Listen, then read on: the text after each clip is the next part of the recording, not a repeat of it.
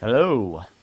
Okay, we're going to go onto the second page of the Falling Objects worksheet now. There's a separate video for the first page. Again, this is a conceptual physics or an active physics type of worksheet. So if you're having trouble with it, you probably are just overthinking. But let's go over it. So you see that you have speedometers and odometers. All right, on this side here. Those are your speedometers, odometers. And so what you're really doing for this side here is just figuring out the speedometer, which would be the velocity, and the odometer, which would be the distance. So here they have at t equals 0 seconds. They say the speed, which would be the velocity in our case, is 0, and the distance traveled is 0 also, because nothing's happened at time of 0 seconds. As you go along, you're essentially just using two formulas, as always. It's from your big three. All right, there's our big three. The first one, to figure out our velocity, will really just be your first equation, Vf equals Vi plus At, where Vi in all of these is 0. It's just being dropped. So that's why you see Vi is grayed out and crossed out. Acceleration, always, always, always, when something's falling, is 9.8. Now, for this worksheet, to fill in these odometers easier, and because this is actually a more basic worksheet, we say that gravity, or A, is just going to be 10. It's always 9.8. We're just rounding up to 10 for this worksheet to make our life a little easier and to make it look a little nicer on this speedometer, odometer. So if you use those formulas, and then let's go down the other formula. We have XF equals xi plus vi times t plus 1/2 at squared.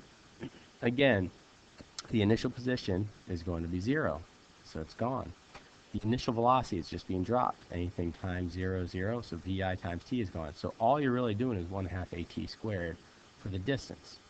So for the first example they have here at t equals 1 second, you're going to start with, to figure out the velocity, what we put on the speedometer, right there, it's just using this equation.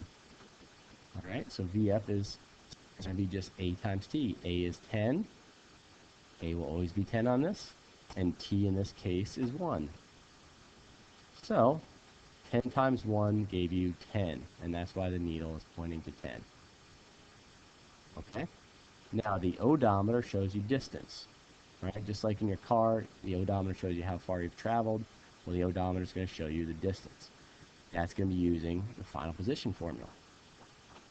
Again, where it's only really 1/2 at squared. So, to get t equals 1 second,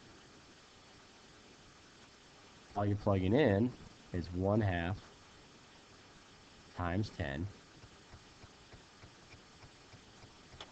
times your time, which is 1 squared. You plug that in your calculator, and you're going to end up with 5. So that's the right answer. Okay, now if we go to t equals 2 seconds, we're going to just use the same formulas. So Vf is going to be A times T. A is always, always, always 9.8. We're rounding to 10. So it's 10 times 1 for your velocity. I'm sorry, we're doing t equals 2. So 10 times 2 means that the velocity is going to be 20 meters per second. Our position, the distance traveled, the displacement, whatever you want to call it, is going to be using our formula, the 1/2 at squared again. So t equals 2 in this case. So 1/2 10 times 2 squared. And if you plug that in, basically that's going to be 1/2 times 10 is 5 times 2 squared 4. So your answer should be 20. So you put in your odometer, 20. Now, this is coincidence that you have 20 here for velocity and 20 here for distance. That's only going to happen at time equals 2 seconds. Everywhere else, it will be different. All right, so if we look at time equals 3, again, we're going to use this velocity formula here. Okay, so we have acceleration is 10 times the time, which is 3, So 10 times 3, the velocity is now 30. All right. The odometer, the distance, is going to be, again, using the equation here. So we have time equals 3 now. We have 1/2, 10, as always, times 3 squared. Plug that in, and you'll get your answer. And that answer is 45.